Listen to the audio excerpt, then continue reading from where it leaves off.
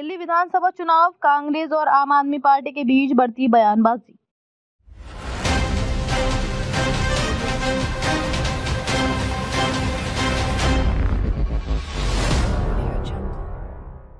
दिल्ली विधानसभा चुनाव की तारीखों का ऐलान कुछ ही दिनों में होने की उम्मीद जताई जा रही है। ऐसे में चुनावी माहौल गरमाने लगा है और सभी राजनीतिक दल अपनी अपनी रणनीतियों को धरातल पर उतारने के लिए पूरी ताकत लगा रहे हैं।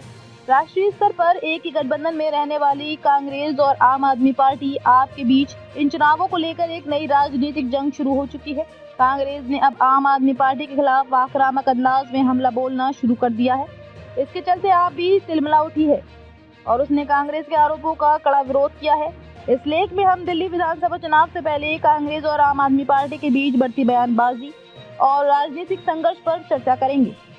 कांग्रेस का आक्रामक रुख, आम आदमी पार्टी पर आरोप।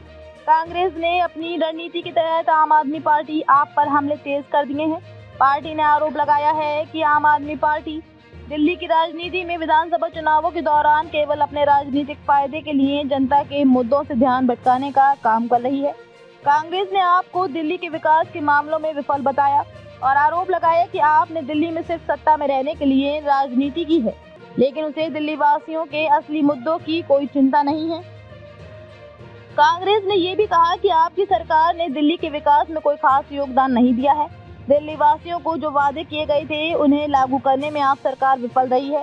कांग्रेस ने कहा कि केजरीवाल सरकार ने सिर्फ वोट बैंक की राजनीति की है और असल में दिल्ली वासियों की समस्याओं का समाधान नहीं किया।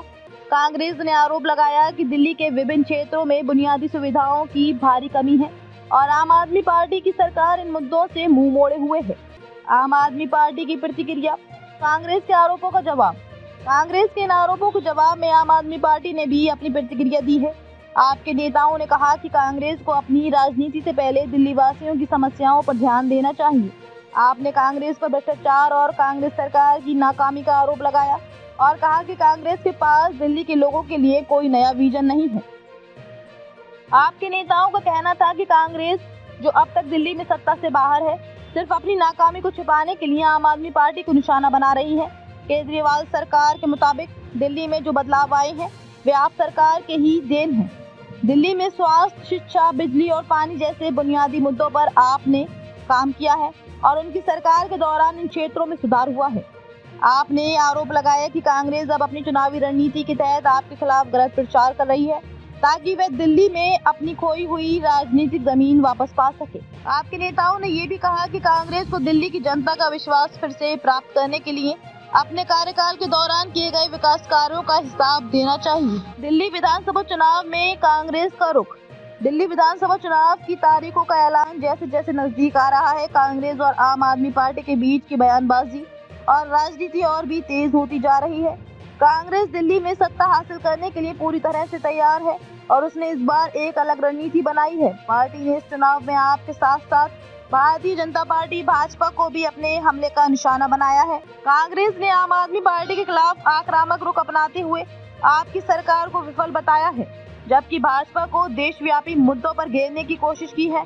कांग्रेस ने ये भी कहा कि दिल्ली में आप और भाजपा दोनों ने मिलकर विकास की राजनीति को नकारा है और दिल्ली वासियों को केवल राजनीतिक वादे ही दिए हैं। आम आदमी पार्टी की चुनावी रणनीति। आम आदमी पार्टी ने दिल्ली विधानसभा चुनावों को लेकर अपनी पूरी चुनावी रणनीति तैयार कर ली है। केजरीवाल सरकार ने पिछले 5 वर्षों में स्वास्थ्य, शिक्षा, बिजली, पानी और महिला सुरक्षा जैसे मुद्दों पर काम करने का दावा किया है।